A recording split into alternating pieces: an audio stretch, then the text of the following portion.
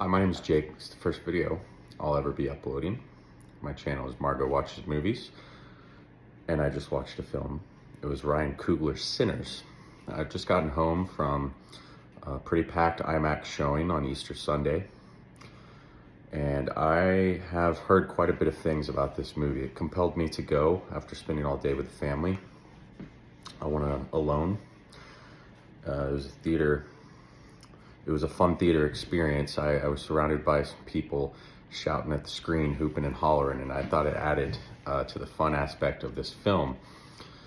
But again, typically with films like this where, you're getting critical acclaim, you're seeing audience acclaim, you tend to overinflate your expectations and you walk away a little disappointed. You're going thinking this has to be The Godfather, right? And as far as vampire movies, and even in the black horror genre, I do think this is better than Get Out. Just initial reaction. I enjoyed it quite a bit more, actually, and Get Out's a fantastic film, but this movie is possibly the best vampire film ever made. This is coming off a year where we just got Nosferatu less than 12 months ago. There's certain parts of this movie I've never seen before in a film. There's one scene in particular, and I think what really elevates this movie and what Coogler does so well is he uses music as the foundation. It's the heart and soul of the film.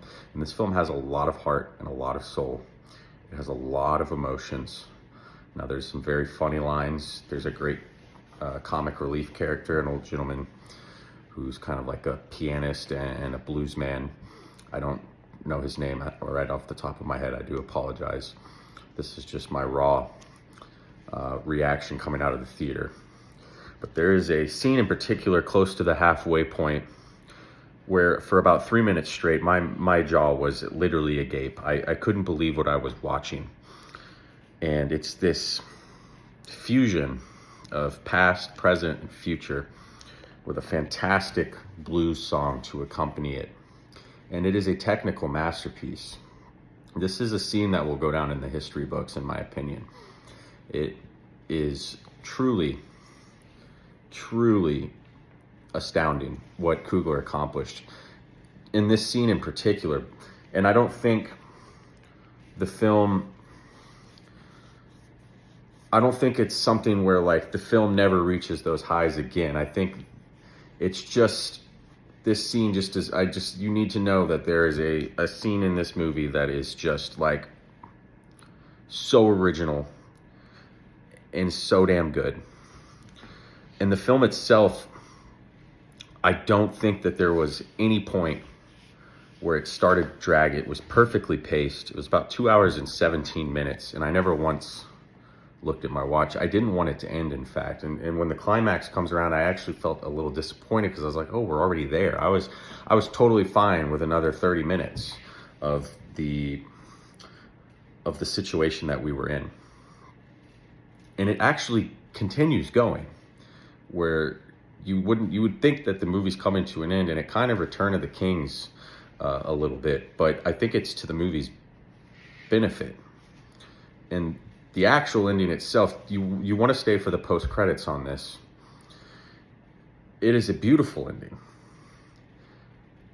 and there is a star-making performance by a gentleman. I don't know his last name, but it said introducing, so that typically means it's their first movie role. His first name is Miles, and he is a phenomenal singer and guitar player. If it's him playing and singing, my God. And he has this charisma about him where he even sometimes is taking the limelight from Michael B. Jordan, who is awards worthy in this movie. He's playing a dual performance, twin brothers, and both of the characters have this distinct flavor about them. There's no redundancies here. These are two entirely different characters, and you feel like you're watching two different actors play them. And the performances all around are top notch. And again, it's a fun movie, and it takes itself seriously. It does. And it's for the betterment. There's a lot of emotions in the movie.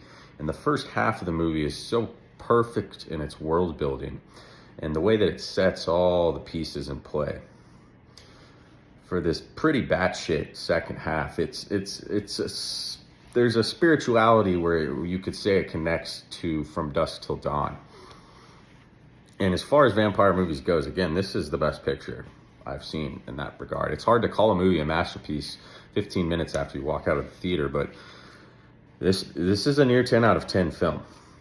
And this is Ryan Coogler's magnum opus. He deserves awards for this. He should be nominated for Best Director, Cinematography, Original Screenplay. He's gonna win, I would guess, unless there's just something mind-blowing waiting for us at the end of this year. This is easily a potential top 5 film of the year, maybe the best film of the year. And again, my expectations for this were keep them in check. And I was blown away. I walked out of the theater on a high that is rare nowadays, but it's the magic of movies. And this movie is infused with magic. And I think there's going to be an audience hungry for this. I think this movie is going to be a hit.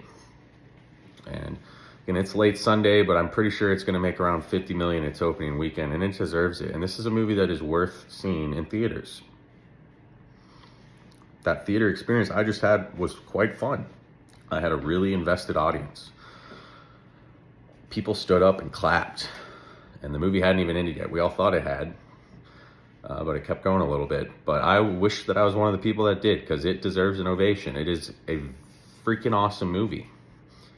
And I'm going to be thinking about this movie a lot. I didn't want it to end. I never once checked my watch. I laughed. There was parts where you're just agape at what you're watching because you've never seen anything like it. And there's so many technical aspects of this that if, I wanted to spend an hour researching, it looks like it was shot on film. It might have been digitally, but the aesthetic that Coogler accomplishes with this movie is truly unique and truly original. And he has proven himself to be right up there in the ranks with a Villeneuve, with a Chris Nolan. And I hope he gets more opportunities to prove that, because this guy is a superstar. And he's got his Leonardo DiCaprio, Michael B. Jordan, who is a superstar in this movie. He's got Denzel charisma. This guy is incredible. And this Miles guy, who, again, I apologize, I don't know his last name, but he delivers a star-making performance. You have to see this movie. I can't recommend it enough, and I hope that you enjoy my recommendation. I hope my first video is something that might make 1 or 2 people, because I can't imagine a lot of people are going to be watching this, but if you happen to come across this and you watch all the way through, I really appreciate that. Maybe you give me a like. It's my first time doing it. I love to watch movies. I love to talk about movies. And this is one that deserves to be talked about. It really does. It's going to be on my mind for a long time. I'm probably going to see it 1 or 2 more times in theaters, because I really want to soak it all in. I mean, it's just incredible. So do yourself a favor, go see Ryan Coogler's Sinners, and hopefully you won't regret it. And this is Margot Watches Movies' very first video, and it's a very worthy film to have as my first video. Thank you.